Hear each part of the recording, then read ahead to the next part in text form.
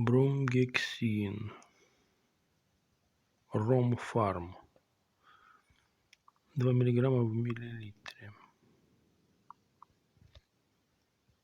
Раствор для приема вовнутрь. Орально.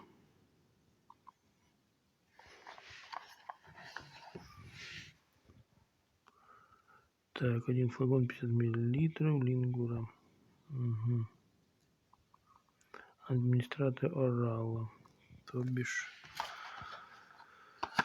пить.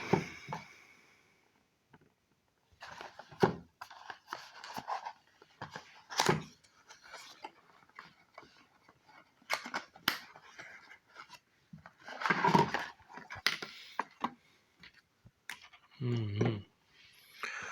Ложечка 5 миллилитров и 2,5.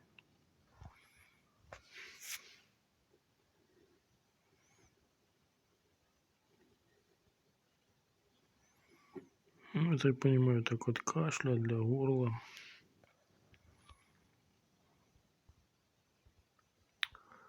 Для бронхов.